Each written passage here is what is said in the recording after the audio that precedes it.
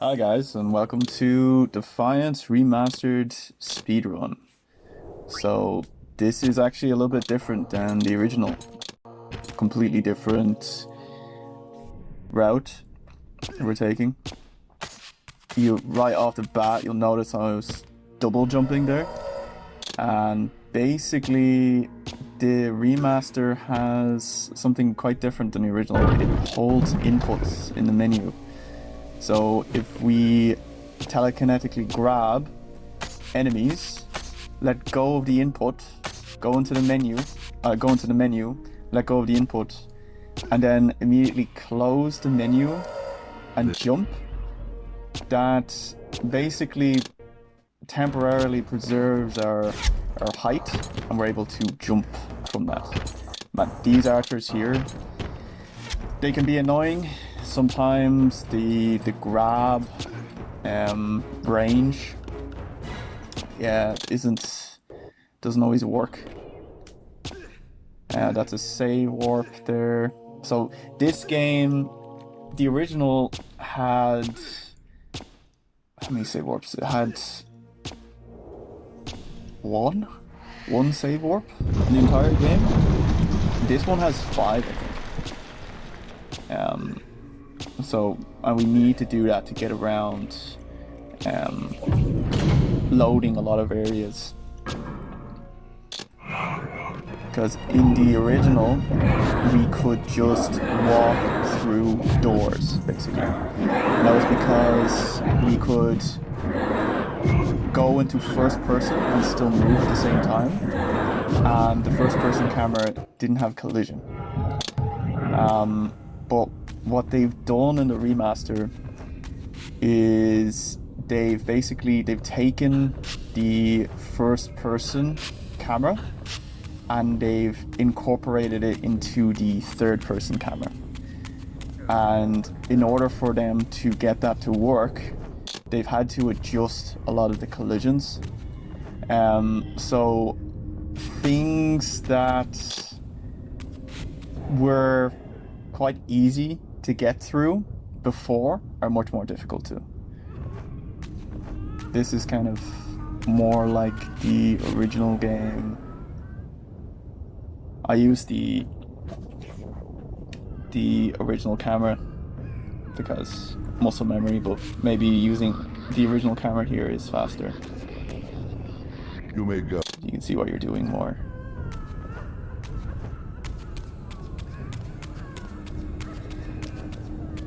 So I would have done another run had it not been for how annoying this trick is to get first try. That right there. That can just kill the run. The amount of times I did the first chapter in this run, it just died at that slow ag skip. Because if you go very slightly too far right, you can just get straight out into the void and you'll die. And yeah, it's very, very precise. Basically, a lot of this had to be reworked because the main glitch that we used for the original is gone now. Initially, we were under the impression that this was going to be like an hour and a half. And then very quickly, we made it slightly faster and faster, but then the big breakthrough was the chapter 7 skip. But this is another new skip that I found. This is chapter 3 skip. We used to skip chapter 3 in the original as well, but this is a completely different method. So what I'm doing here, it's flying. That's what we call it, new flying.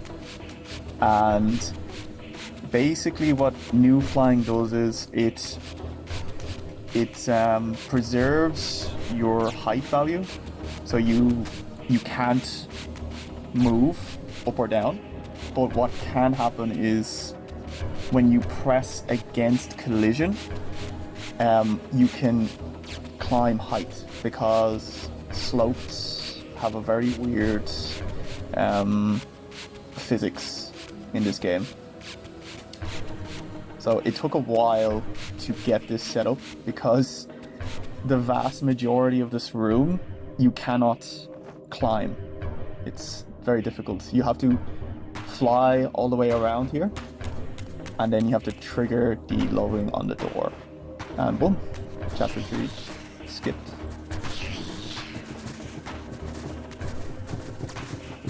And unfortunately, you can't go straight to the Reaver forges.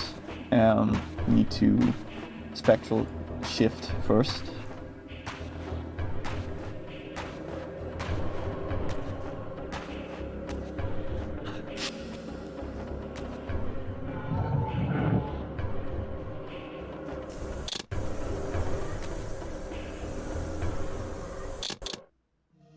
Here I thought I soft locked, I was like, oh no.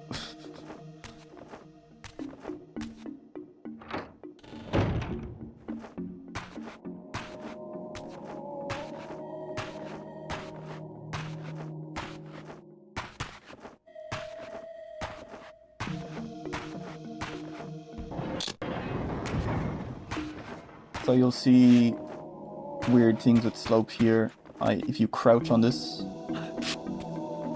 then you can slightly climb it, then you can get up there very easily.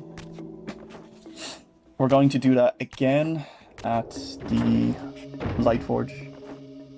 You'll see it more clearly then.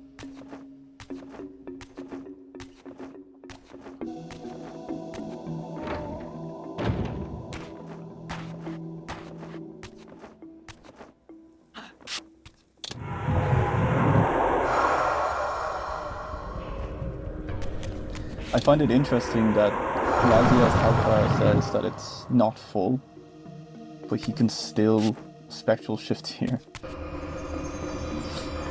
Oh, and you're probably wondering about that weapon. That's not the Reaver. Basically, there are weapon skins as well in the game files, but there's no menu to swap them as far as I know. But literally all you do is say Reaver from 0 to 1, and then your Reaver looks like this. I don't know what the sword is supposed to look like. It's supposed to be. Let me know if anyone knows. Ghost fight wasn't too bad.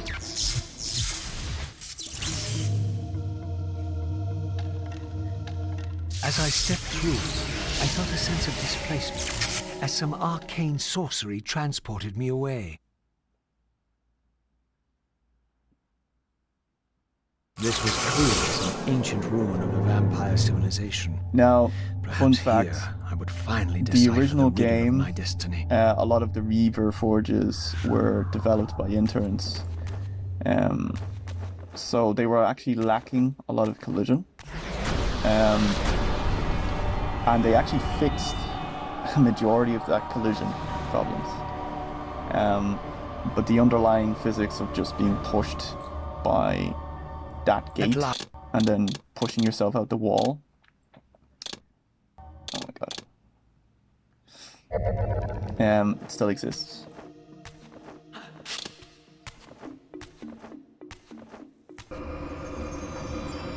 So the run was fairly good on this one. And this is where slowly after Light Forge things start to become not as good, especially Light Forge and Elder God in this run. They went quite poorly.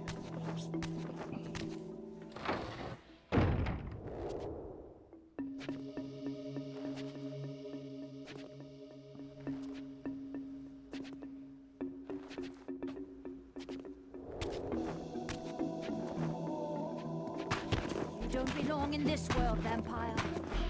Yeah, and a lot of this was just me, like, finding, like, little small improvements and stuff like this. Not as much here, but This is pretty much like the original. Oop.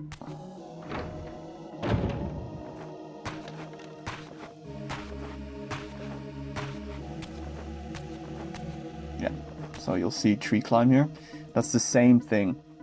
But if we hold the crouch button on the slope, it preserves your momentum, so you can actually climb up the slope.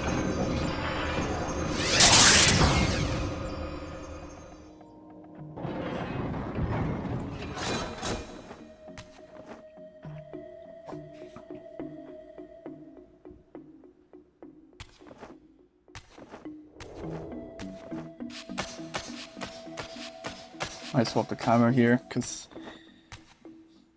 I don't know if swapping it is faster here. I suppose it feels more accurate to set up. Some things in the original camera are still better to do that way.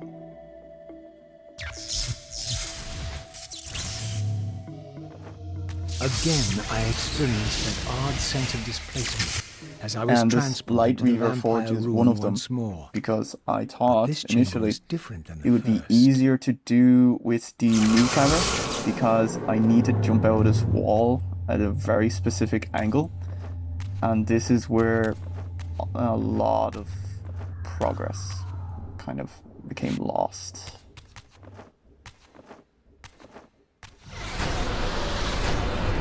So I was trying to find any means possible to to refuse fighting this angel in this room, and I found a way, but if you don't pull it off right first try, like I do here, like I don't here, then you can easily waste time. So basically what I'm doing is I'm doing the exact same trick at the start of the forge to get out again, but see, I'm doing it in free camera because you have to jump out at a specific part, but it put me through the floor instead, so that was quite unfortunate. So I tried again, and every time you load it again you have to watch that cutscene, so it's not... I'd say I still... If I get past this quick enough, I still made some time. No, probably. No, it's about the same. Oh, no, it happened to me twice. Oof. Man.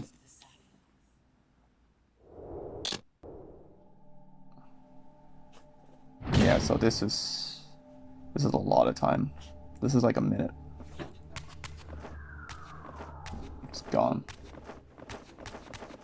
See, I used the original camera now, and I was able to do it. See, so you want to land on these platforms because you want to get up, and also you should walk closer to the orb. We used to do a little thing where we would swing the Reaver away from the orb, and that would be like a faster animation. But here he just targets the gargoyle because the gargoyle is still alive. I cannot get spectral push to happen here, because in the original, a lot of the collision for that was just missing at the top and side, and I'm not sure if it's possible to get spectral push there anymore, because we used to be able to just jump over the gate. It was very easy to do. I have the means now to depart the cemetery. I only needed to find the gate that would send me on my way.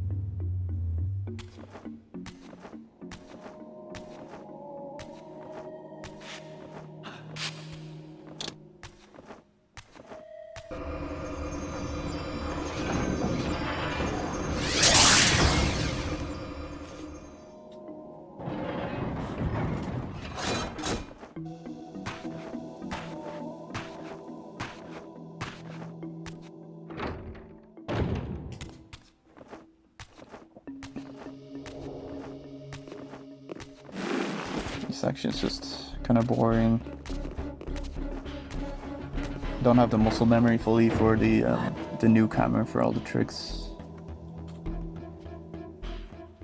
Because it was a lot of different setups and finding a lot of different things to try and make it happen.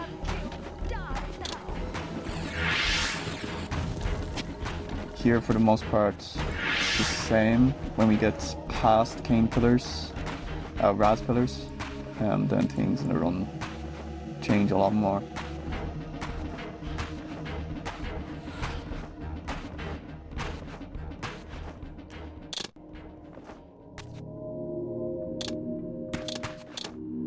At last. So we used to do a loading buffer here. Now I feel like it still works because the flight animation is shorter. It doesn't stutter like it does in the original, but I think it is still doing something. Oop. This guy's giving me trouble. Yeah, here as well. Unlucky as well. So here we have to jump on that slope, and then we have to... And then by jumping on that slope, we're able to skip the checkpoint. But I slid on the slope onto the checkpoint. So I had to do backup strats. Because we would normally death warp. Recovering from this though is a lot easier than it was in the original, because you can just aim in third person.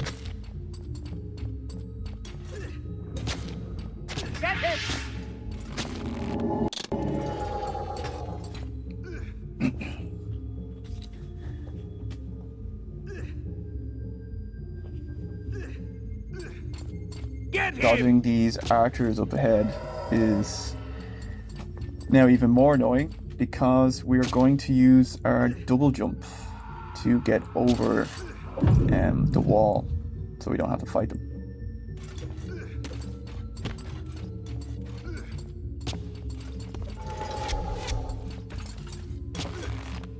And if they hit you while you are doing this glitch, you can, again, lose a lot of time. There it is. We don't have to fight them. Here I swapped to the original camera because it's a lot easier to step into this and then fly away.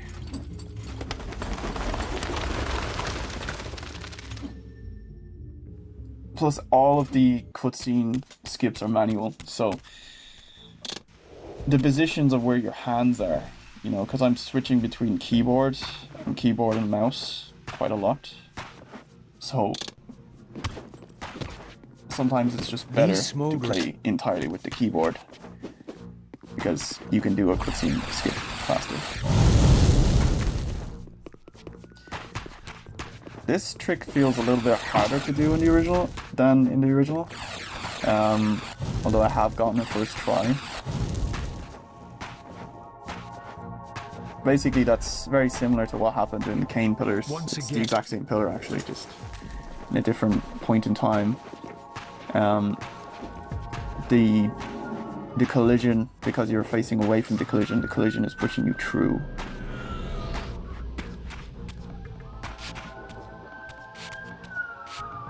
Oh. Cops outside.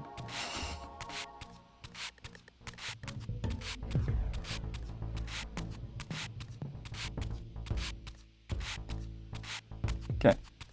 So, very similar to what we were doing earlier at the chapter 3 skip, just climbing up the tree.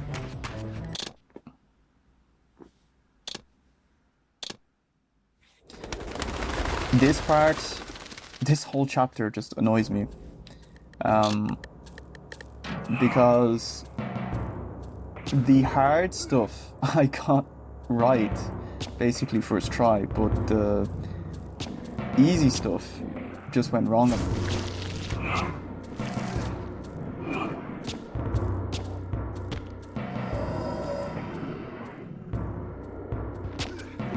So here we are using that same jump to climb up here. But what happened was I swapped camera, and then it kept the directional input, and then it fell off, so I had to do it again. Really unfortunate.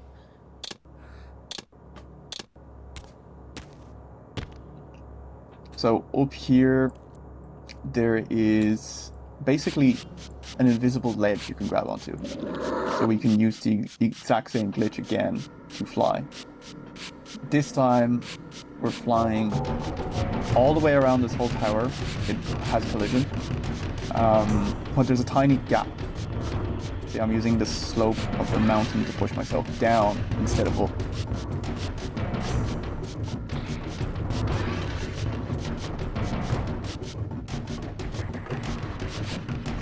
This door.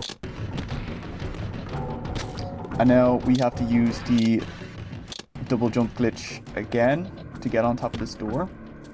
To set this up, you want to look into the room and be on top of the door. And when you walk forward, that's going to load the room. If you're just on top of the door, it doesn't load. You have to be looking at the room. So that's another checkpoint warp.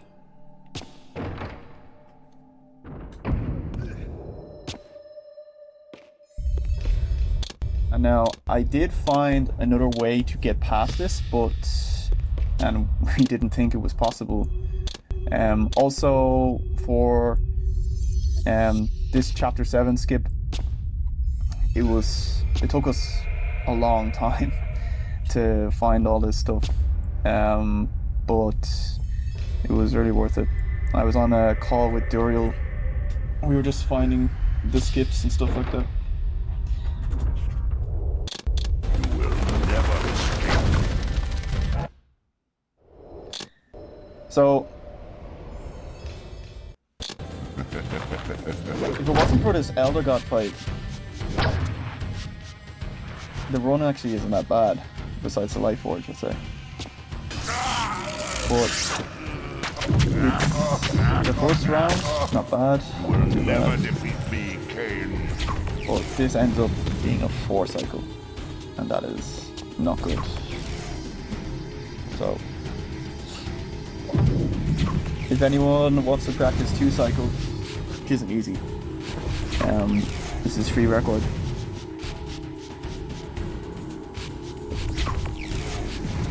It's funny, it's very similar to the original, where if you're not looking at the Elder God, his energy beams or plasma balls won't hit you. So you can just use the third person camera for that. You want to do a slam move on his tentacle, because the slam does enough damage to do it in one go.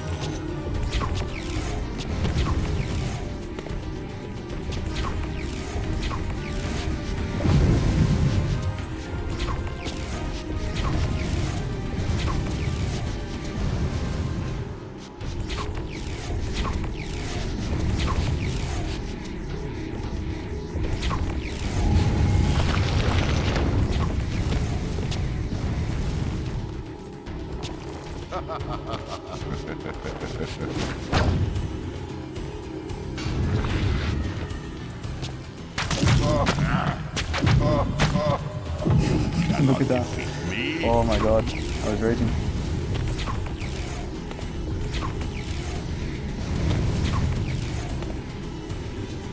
If a fly landed on him, he did.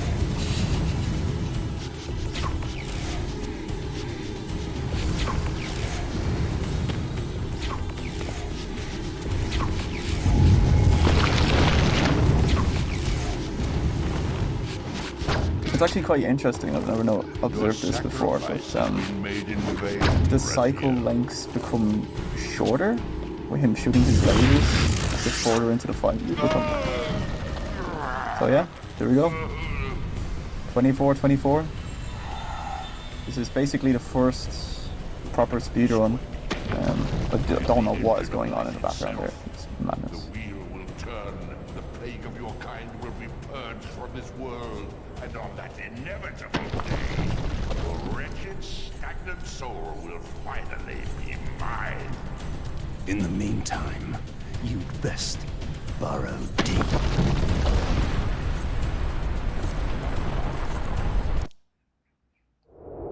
And yeah, there we go. Now at last, Thanks for watching, guys. the masks had fallen away. The strings of the puppets had become visible, and the hands of the Prime Mover exposed. Most ironic of all was the last gift that Raziel had given me. More powerful than the sword that now held his soul, more acute even than the vision his sacrifice had accorded me. The first bitter taste of that terrible illusion. Hope